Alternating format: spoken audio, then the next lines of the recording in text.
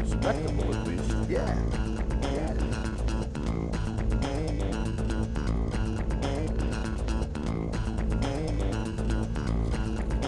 There you go. Nice one. Hey, summertime, smallmouth, fishing on some skinny Delaware water. Stay tuned, it's going to be a good one. There's a nice fish.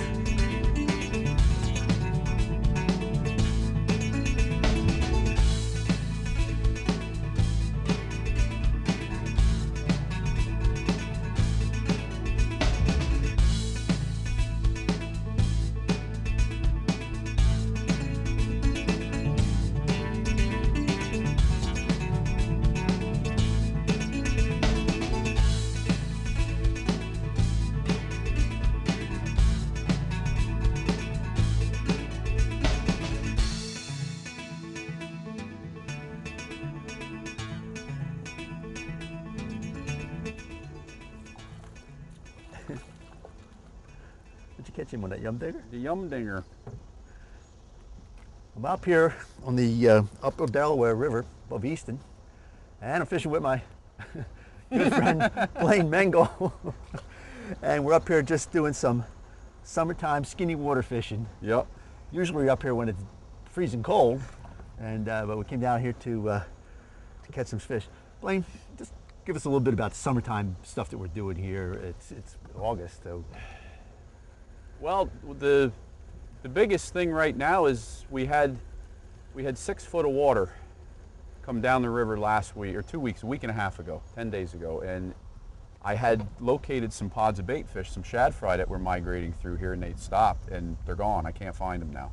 So right now we've got a situation where I can't find shad fry, so I'm looking for insect feeding bass right now, and we're catching a lot of small and medium-sized bass. We did get one 17 inches, which is typical for summer.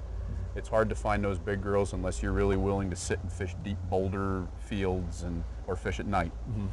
You know, so we're catching a lot of numbers of fish, 50, 60, 70 bass a day in an 8-hour trip, but they're averaging 8 to 13 inches. That's pretty typical for this time of year, but there's a lot of them. Yeah, but they're on light tackle. Yep. It's a lot of fun. There's a lot of them.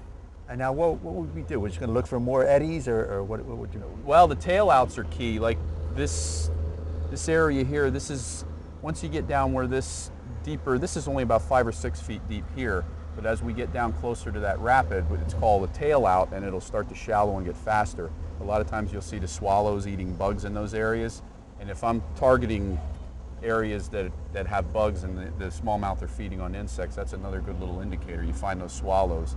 Tail outs are typical because right above the fast water, that's where you have your most prolific insect hatches. So the smallmouth will be located in those areas. So they're actually above the rapids. Yeah, right in them or just above them. Yep. Yep. All right, let's go catch some more fish.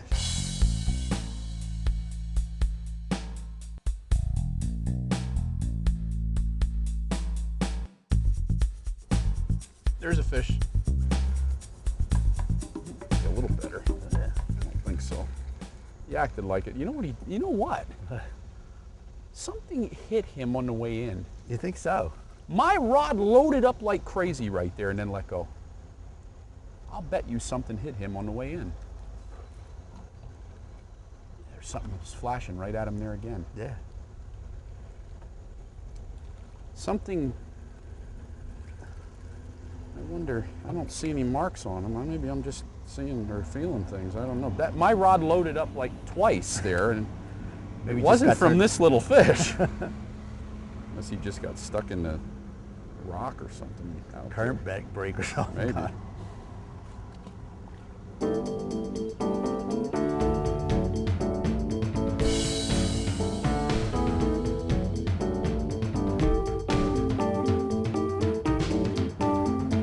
right, there you go. It's a nice little fish. Well, it's a lot of fun catching these things on these light rods. Yeah, you got a light rod there. Yeah. That's. Oh, I just had one flash on that slash bait.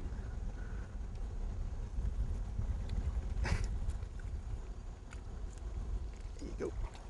Whoa, double. That fish hit that thing 3 times.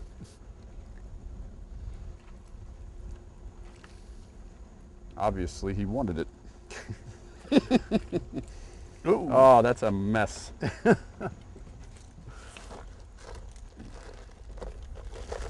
As my buddies would say, why don't you just throw a single hook out there for these fish? And that's one thing I've always mentioned.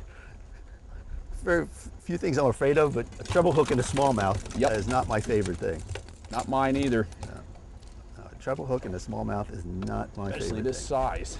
It's okay if they're Yeah, 19-inch right. fish. Bigger ones are fine, but them little ones, it's not a good thing.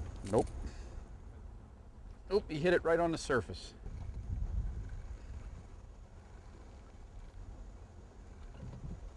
They're loaded up out there. Yeah.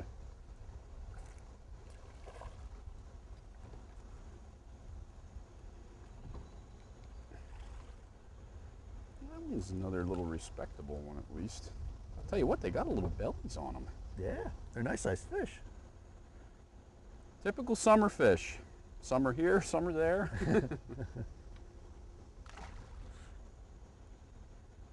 They want that little yum dinger too. There you go. That's a nice one. First cast on the jig head. First cast. That little stupid thing. Oh, it's a sunfish. Hey, that's a nice. That's a Hand mighty nice. fishing on the big D, boys, huh? That's a nice sunfish there. What I've been doing is I've been throwing out in there and I've been getting little bites. And I switched over to this little yum dinger. And now I found out what was in there. Yep. That's a pretty fish. A nice one. All right, we'll go back and get something else. Part of the ecological system. Yeah. There's a fish. It feels like a nicer fish too, and it's really not. It's the same size. They're like cookie cutters out there.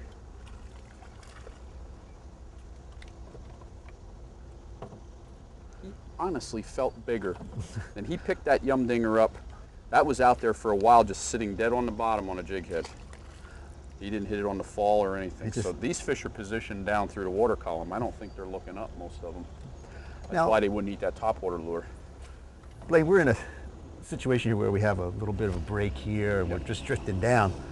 But where we're talking, yeah, I got a nice fish here. No, well, I'm bringing this fish in.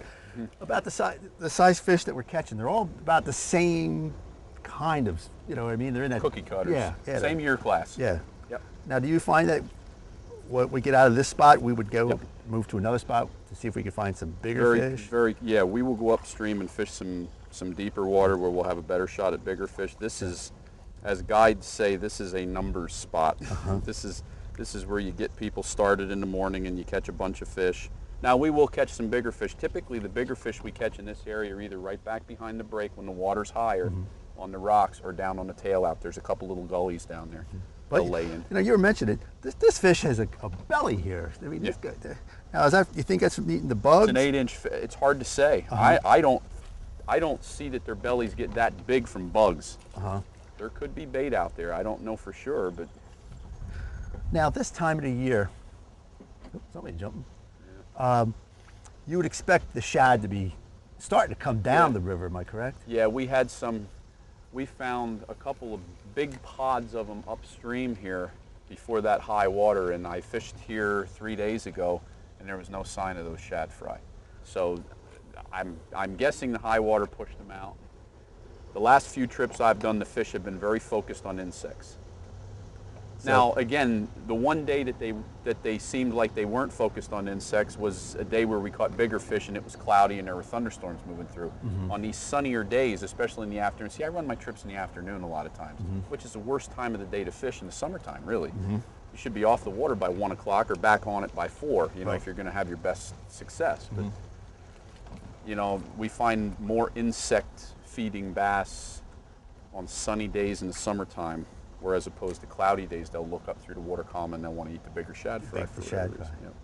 Now, with the shad fry,